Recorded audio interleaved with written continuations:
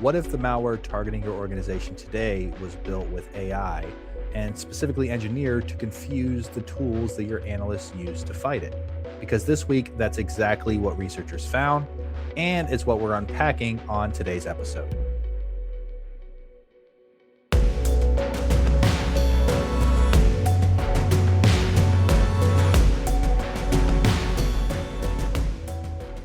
Welcome to Shadow Talk, a cybersecurity podcast powered by ReliaQuest, the leader in agentic AI security operations. I'm Brandon Torado, Director of Gray Matter Operations. And I'm John Diligent, Threat Intelligence Analyst. And this week, our threat research team published a report on how threat actors are using AI in real-world attacks. We previewed a little bit of it in last week's episode, but today we're really deep diving this report. And it includes insights that we've taken from the incidents investigated firsthand across our customer base, as well as from research on the dark web. And what we found might surprise you. That threat actors are using AI not to replace themselves, but to instead work cheaper, build faster, scale more, and make attacks harder to stop. That's the threat that we're up against. And there's some key areas that, where we're seeing AI show up and how it's being used. Everything from initial access and phishing to social engineering and malicious code generation. Yeah, and on top of that, the report is very timely as this week a breaking story landed that shows exactly where AI is heading, specifically a newly discovered piece of macOS malware called Gaslight, which doesn't just steal data, it embeds fabricated system error messages to confuse analysis into thinking it's benign. And so today we're going to uncover, what our research has found across those attack areas and what that Gaslight story tells us about the threat landscape and the concrete steps that, organizations that are listening need to take to stay ahead of this threat. So, John, let's kick things right off. What are the details from our report that are worth sharing? Yeah, let's jump in here. So, in our report, there are a few key areas where we saw threat actors using AI, and that does include phishing and social engineering, initial access acceleration, malicious tooling and code generation, identity fabrication, and AI being a lure in and of itself. Now, let's break these down and start with phishing and social engineering. Attackers are using AI to easily impersonate brands, and then they layer in automation to quickly create massive campaigns for both email and voice phishing. As we mentioned at the start, AI isn't rewriting these tactics, but it's enhancing the speed of them as well as the capabilities. Additionally, AI polishes the emails and the phishing web pages so that there are fewer warning flags that we would traditionally see and that would alert users and defenders of malicious activity, like the typos and the grammar errors. Now, we spoke last week about how AI phishing toolkits are enabling large scale campaigns. And our report highlights a very specific campaign. We saw thousands of AI assisted phishing web pages targeting our customers, with as many as 40 being created simultaneously through phishing toolkits. And so, John, so what we're saying is the AI, systems here are helping these attackers just easily impersonate the brands once they just essentially supply the URL of the victim that they're looking to impersonate. Is that right? Yeah, that's exactly it. They put that URL in, and the AI quickly recreates the imagery and the branding of whatever they're trying to impersonate. And in the campaign that we saw against our customers, users received phishing emails with malicious links. The links directed them to payment card harvesters that were designed to mimic legitimate travel and hospitality businesses, helping to ensure that trust of the user. Interesting. And that the next, area that of how we're seeing AI show up, you mentioned was social engineering. If memory serves me right, wasn't Shiny Hunters utilizing this some way to enhance their tactics? Yeah, they absolutely were.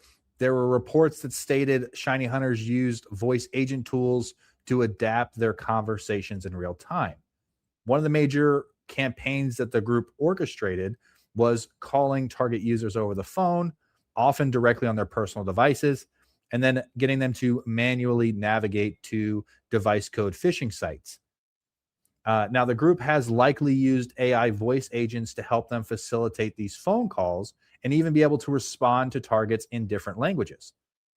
Yeah, and I think I remember similar reports of another threat acting group. I'm forgetting exactly who, but using AI to essentially impersonate those compromised users. Like when they were able to gain access to an email inbox, those actors were essentially utilizing AI to help analyze what they have landed on, the information that they're trying to steal, summarize the email history, and craft really targeted and highly personalized follow-on phishing lures to essentially target the next victims of those contacts that the original victim had. Yeah, that's another great example of how AI is being used. And a key point I want to hone in on that is, that AI analysis allows them to quickly stem more and more phishing from those attacks after one compromised user becomes more. So, the next topic, and this is one many of our listeners are likely familiar with, but North Korean threat actors have been using AI to build full professional personas that they use to pose as remote IT workers and get hired by Western companies, ultimately collecting earnings for their regime. Now, they use AI manipulated LinkedIn photos, LLM generated resumes, and video deepfakes during these attacks. The next area of AI use is around malicious tooling and code generation. And we're seeing AI leave fingerprints on malicious code across incidents. AI generated malware is showing up with patterns that indicate LLM authorship, things like over explained comments, clean formatting, and a parallel structure that narrates what the code is doing rather than why. And we've seen this across multiple campaigns. Linking things back to Shiny Hunters, there was a credential harvester that was linked to the group that matched the same pattern of AI generation. We also observed that pattern in the web shells that were deployed following the 0-day and SAP NetWeaver that our team discovered, CVE 2025 31324. Yeah, John, and that's a significant one for many reasons. But and I know we've discussed this a bit on the podcast in the past, but just walk us through again, like what made the deployments, of those particular that SAP NetWeaver vulnerability that we discovered so significant. Yeah, absolutely. And we'll keep it very targeted here. So across multiple SAP NetWeaver incidents, we saw patterns that would be difficult for manual operators alone. This included identical payloads with randomized file names being deployed quickly across hosts and dropped into the same directory. On one host, there was just 60 seconds between the web shell being dropped and the first reconnaissance commands. Manual pivoting and execution at that speed just isn't plausible. Automation and AI are enhancing these attacks. AI is used to generate the functional component, in this case, the web shell, and then the automation handles deployment and the early post exploitation. And that's another example of how AI is being applied in real intrusions today, not replacing the attack chain, but enhancing it. Now, AI is also being used to vary or pad code between deployments. So even when the behavior stays the same, the payload is unique each time. And that directly undermines signature and hash based detection and puts more weight on behavioral and runtime controls. Yeah, and that really ties into, initial access acceleration too here, right? Because, you know, weren't we also observing something similar happening with a lot of the clicks fix campaigns that we were tracking? Yeah, definitely we were. And just as a reminder, ClickFix is that paste abuse malware delivery technique. And specifically, we saw signs of AI in the deep load malware, which used thousands of AI generated fake variables to bury its actual payload and overwhelm static scanners. That same principle, AI isn't the weapon, it's the tool that's making the weapon better. Now, just last week, as we mentioned, there was a striking example of AI coded defense evasion. A newly discovered macOS malware called Gaslight, which has been attributed to North Korean threat actors. Instead of this tool just evading security controls, Gaslight actively targets the AI assisted analysis pipelines that analysts often rely on. As embedded within the implant is a block of 38 fabricated system error messages, including things like fake token expiry errors, out of memory warnings, disk exhaustion notices. All these things are designed to make an LLM assisted triage agent doubt its own session and abort the analysis entirely. Now, on top of that, notably, the Python based information stealer component within the malware also showed signs of being LLM generated. Yeah, and depending on the way we're looking at it, like it's a bit incredible, right? Like, here there, we have a piece of malware that was, very much likely built with AI, and it's actively using AI techniques to defeat AI based detection, right? That's I hear that, and I hope our listeners hear that, but that's a bit of AI inception. Yeah, it definitely is. And like we said earlier, it's a sign of where AI in attacks is moving towards. So the last area we want to cover from the report is AI being the lure itself. Now, in a single month, we saw two malware campaigns use impersonation of AI to deliver malware. They use Claude themed VS Code extensions and other fake installation guides to exploit developers. Now, on Windows, one variant quietly created Defender exclusions so that it would re execute every time VS Code launched. Whereas on macOS, attackers reproduced Anthropic's legitimate installation commands for homebrew style installations to trick users into thinking it was the legitimate installation. All right, so let's take a step back. We've covered a lot of different areas that threat actors are using AI, including the phishing, the social engineering, and the code generation. But Brandon, can you help us step back and take a look at all of it? What's the structural challenges for organizations on the receiving end of this?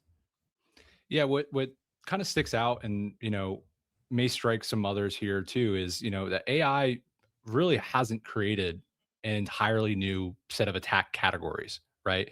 It's taking three problems, us as defenders, that we've actually, like, for a long time been continuously losing ground on, and made them materially worse, right? And these three areas are really come down to speed, scale, and our ability to detect. On the speed component, and I just want to be clear, this is much about automation as it is about AI. The attacker isn't going through and manually executing each of these steps now. What's happening is, say, with AI is generating a payload, automation is now handling the deployment, and these pre-built post exploitation playbooks are firing across multiple hosts in seconds. In that SAP NetWeaver incident that we were referring to, we observed firsthand, within 60 seconds between that web shell first being, deployed, the first reconnaissance command running shortly after in that 60-second window. And likewise, we've seen threat actors moving laterally in environments in as little as 4 minutes, and exfiltrating in as little as six. There's no place, or way that a manual review can keep pace with this threat.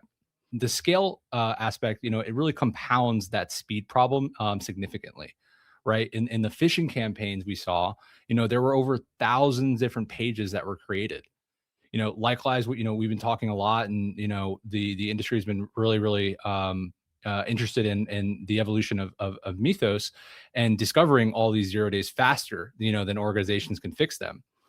So it's only a matter of time before those are scaled through automation to target organizations in mass, right? This won't just be more patches for your team to fix, but also more alerts to investigate as a result.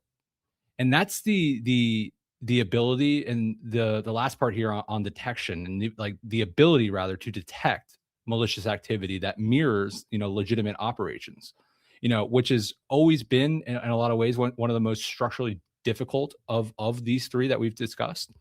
At the phishing layer, the tells that both users and security tools have been trained to catch, those typos, poor grammar, awkward phrasing, etc., are largely gone now as a result of AI generated content. At that malware layer, static detection is being deliberately degraded, kind of going back to that Gaslight example that we were mentioning earlier, John. Malware is now padding itself with thousands of different AI generated fake variables to overwhelm these static scanners. And the payloads that are being regenerated are being regenerated to be unique to every single deployment. And at that analysis layer, again, going back to the Gaslight example that we were talking through, it's not just evading the detection, it's actively trying to deceive the AI assisted triage tool that is being used. So really interesting stuff here. Yeah, it definitely is. And, just to kind of summarize everything in a quick sentence, ultimately, there are more threats that are moving towards critical damage faster and are more likely to get past organizations' defenses. More threats, moving faster, built to beat your current defenses at every layer. After the break, we get into what it actually takes to fight back and why the answer has to match the speed of the problem. Shadow Talk is brought to you by ReliaQuest, the global leader in AI cybersecurity. ReliaQuest helps enterprise cybersecurity teams contain threats in minutes with its agentic AI security operations platform, Gray Matter. ReliaQuest makes security possible for the most trusted enterprise brands in the world. Learn more at ReliaQuest.com. All right, so welcome back. Now let's get into how organizations actually need to defend. John, you had mentioned the volume, right, of threats. It's at an all-time high. And how does someone go about, fixing what is primary here? Yeah. So, number one, and we've said this before, you need to fight AI with AI. The volume of alerts that analysts need to triage is at an all time high. It's been driven by these AI generated tools like phishing emails, web pages, and malware. Then it's being scaled by automation. Organizations need AI and automation built directly into their workflow, embedded in the process, just like the threat actors are doing. And really, the organizations that are able to free up this triage work from their analysts, which is really never ending and growing in volume, are the same ones who can focus on the proactive work before the next wave hits. Yeah, and the numbers really help back that point up, right? Back in 2025, we called out on a podcast earlier in the year, where external research was again showing that SOC teams were receiving on average, 960 alerts, a day, and 40% of them were going completely uninvestigated. So just imagine what that volume is in today's world. Yeah, again, only getting worse. So the next major challenge, as we mentioned here, is speed of the attackers. Attackers are moving from initial to post-access exploitation in seconds. So how do defenders close that gap, Brandon? So I think the answer here is twofold. First, you need to be able to detect as early as possible. Ideally at the source or in transit, as we refer to it here at ReliaQuest. Before the threat reaches its actual target or objective. Catching a packet in this case at the gateway or flagging a malicious command when executed are very different problems than trying to contain, say, a web shell that has been deployed across 6 different hosts. Yeah, they definitely are. And to layer in, detecting its source has secondary benefits to your organization and the fact that it reduces cost. Not only are you able to detect faster, but you're also reducing the amount of logs that need to go into costly storage solutions like SIMs. Yep, and that's exactly right, John. The second part though is the autonomous response component, right? So once a threat is confirmed and the containment steps, such as maybe isolating a host or revoking a token, deregistering a device, etc., those actions need to happen at machine speed within minutes. Organizations that are using and defaulting to a manual analysis and containment, having an average measured in hours, are losing ground here. AI driven action isn't just a nice to have here. It's truthfully like the only realistic way to match the pace of the adversary. Yeah, it certainly is. And it's important to understand that the autonomous response doesn't mean removing human judgment from the loop, just like we're seeing the threat actors do. It means making sure that by the time your analysts begin to review the incidents, the host is already isolated so the threat cannot spread further, or the token has been revoked so that the account cannot be abused more. Now, the final challenge here is detection. So, Brandon, what can organizations do there? Yeah, and this is where defense in depth becomes critical, right? So if attackers are regenerating unique payloads to defeat the static scanners and or they're disabling security tools mid deployment and feeding fabricated messages to those analysis pipelines, no single detection is going to hold on its own, right? There's no silver bullet there. So the answer is, layering in diverse, sets of telemetry, endpoint, network, email, identity, cloud, right? All of these different disparate sources, so that an attacker evading or disabling one of those doesn't blind you entirely. Then obviously the ability to utilize, some AI assisted correlation across these sources, so that you can catch the patterns that can't be seen by just an individual tool. Yeah, exactly. And to that point, research shows that organizations who have highly fragmented and siloed security tools spend 40% more on operational labor than those with correlated coverage. Not to mention the speed that's cost in the investigation and remediation cycle as you tool hop across the different tools. Yeah, exactly. And so ideally, that correlation of tools should extend beyond your own environment. Right. And what I really mean here is like benefiting from what, we've spoken about in episodes past of what a true network effect looks like.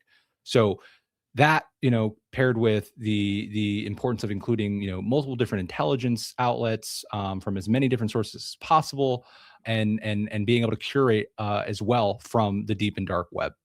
So with that, let's close out, and what exactly you should take from today's episode and what you should do with it starting as early as tomorrow. I'll start on the leadership side, and then John taking the practitioner piece. So for security leaders, today's episode is really highlighting a challenge that goes beyond having the right tools in place. It's about whether your team can actually act on them when it matters. The volumes of alerts is at an all-time high, and that volume is creating a genuine alert fatigue problem, a problem that has existed as long as time. It's just now getting worse. So the honest question to put into your team isn't just, are we detecting threats? It's, how long does it take to us to identify and contain a critical alert, right? And then I'll ask that same question about a high severity one as well. Same thing for a medium, same thing for a low. If they are measured in hours or days, that gap is exactly where attackers will thrive. The tomorrow morning action for leaders, pull your team's mean time to contain for critical and high severity alerts for just the last 30 days and put those numbers side by side. If there's a significant gap, or if getting that answer requires more than one conversation, that's your signal. The question to bring back to your team is straightforward. When in our triage workflow could AI absorb the volume work so analysts have capacity for the decisions that actually require human judgment? Yeah, those are some good recommendations. And now for the practitioners here, I think the most important structural defense against AI assisted attacks is the source diversity. We mentioned that deep load is built to beat the static scanners. Gaslight is built to mislead analysis tools. So neither of these techniques defeats a team that's correlating across sources simultaneously. As we mentioned, defense in depth means an attacker evading or disabling any single log source doesn't blind you entirely. But that source coverage is only the first step, and it only matters if the alerts are firing fast enough to be actionable. So having logs from 5 different sources doesn't help if there's a 4-hour lag between an event and an alert in your most critical source. So the real question here is, what is the actual latency between an event occurring in your most sensitive log sources and it being analyzed? If you can't detect in minutes, then you certainly can't contain in minutes. So the tomorrow morning action that I have for practitioners is to run a tabletop-based exercise that pairs attacker speed with your actual detection speed. You can take a campaign from any of our recent Shadow Talk episodes and match each step against your real-world detections with analysis and your remediation structure. Now clock how long each step would realistically take to surface an alert and which log sources are ingesting slower than the attackers are moving. That's your starting point. So attackers have always adapted, and now AI is helping them move faster, scale operations, and become harder to detect.